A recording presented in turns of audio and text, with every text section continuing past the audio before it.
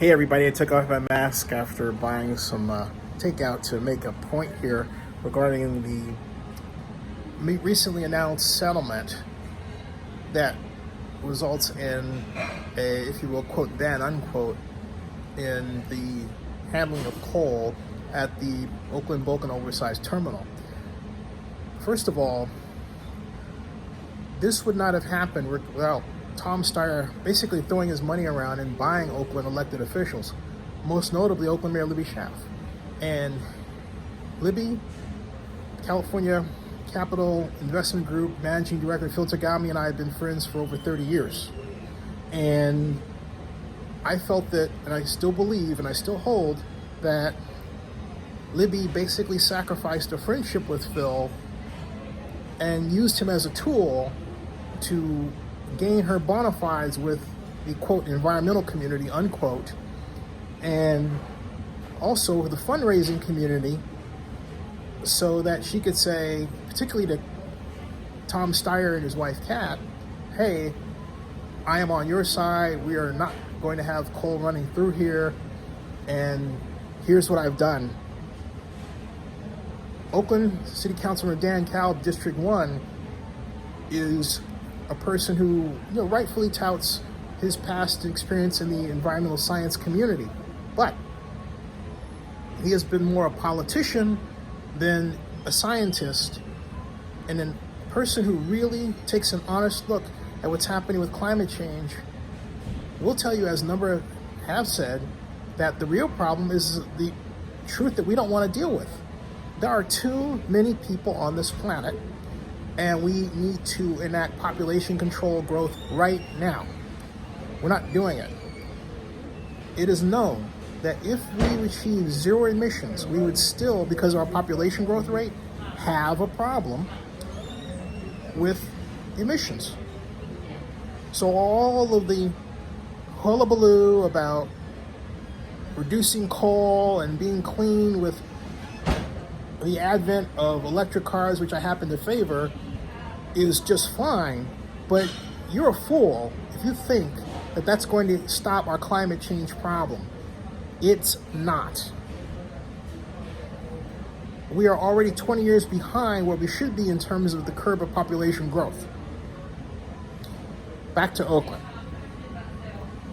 Many people who expected the low-skilled but way-paying jobs to be replaced after the closure of the Oakland Army Base and by the Oakland redevelopment project that was in partnership with the United States government have been left by the wayside waiting. Some are now homeless, if they're still alive at all.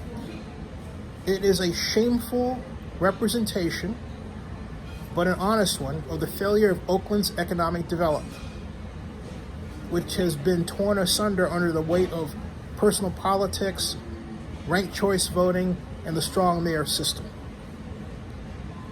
Phil Tagami has evolved into a person who has helped many entrepreneurs who have established restaurants in the Uptown District and in Oakland, and many business people.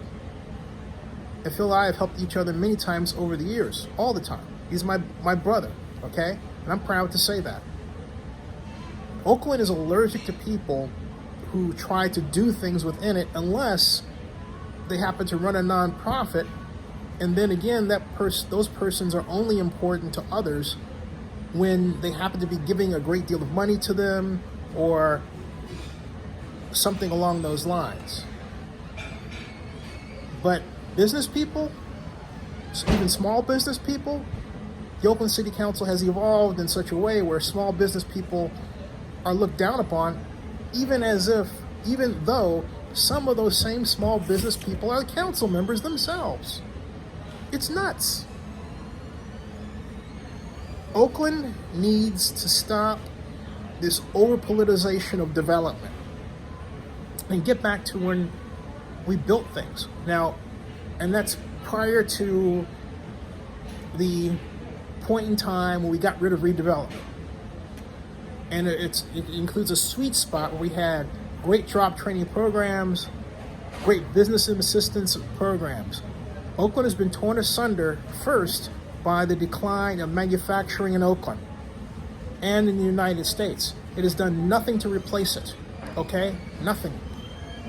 And you have a number of politicians, including Keith Carson, my longtime Alameda County supervisor friend, who touted tech and biotech without asking the magic question, can people who live in Oakland easily and quickly get those jobs first? And more often than not, the answer, folks, is no. Okay? No. So we have done ourselves a disservice here. It's about time to stop kidding ourselves, stop blaming people like Phil for trying to make a difference. Phil successfully rebuilt the Rotunda and then the Fox. I know there are people who didn't like that he got a contract for $32 million. I helped him get it with no quid pro quo, okay? None. And at a time when the city wasn't returning his phone calls, people had selected white developers under the idea, mostly out-of-towners, under the idea they'd get something done. And all they ever did was just take the city's money, including their loan money, and didn't pay it back. That's a fact. Okay? Phil came along, got that contract for the Rotunda and made a difference. Then they complain, well, you only sold it to him for like a few dollars. You should have seen the state that building was in. The old Liberty House. It was terrible. Oakland, and particularly some of people in Oakland who look like me, have to stop expressing their jealousy when somebody else does something. Yes, there's racism. Yes, the racism is powerful, but the other untalked about problem, not talked about problem, is how we as black folks do not stick together. Even in Oakland, we're too busy criticizing each other and everything else. And when we build a coalition, it's only a little group of friends that we have and not the whole group, even people we don't like. That's the fact, Jack. Okay? So yeah, there's racism. Racism definitely needs to be overcome, without question. But there are also many people who are white who are, as they call them, allies. The times have gotten better. But what hasn't gotten better is the collective belief of us, who hasn't gotten much better, although it is getting better, is the collective belief of us, black folks, as a people, to get things done in spite of racism, to overcome racism. We got to do that. And Oakland has to remake itself with black people and not without. We have to reinstate rules and laws that call for a diverse workforce and a diverse consulting company organization that works within Oakland, if you're going to get money from Oakland, and then stick to it even in spite of the most powerful court challenges. We have to be more powerful and more vigilant. Now back to Oakland and the bulk terminal. Folks, iron ore is 7 times dirtier than coal. Yet do you see a no iron ore in Oakland coalition? No, you don't. Think about it. Were it not for Tom Steyer throwing his money around, there would be no coal in Oakland, or there would not be a no coal in Oakland organization. Fact, okay? Subscribe to Zenny62 and bookmark oaklandnewsnow.com. Oh, and by the way, let me say something else too. The Oakland Bulk and Oversized Terminal was designed to contain coal emissions. No open pits. Covered car use, and don't tell me covered cars aren't used to transport coal, otherwise you're a fool. A big one. My point is this: we can use technology to contain emissions.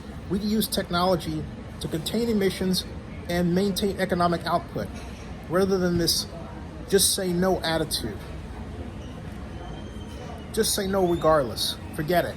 Use tech to say yes. Figure out how to get to yes. That's the idea. See ya.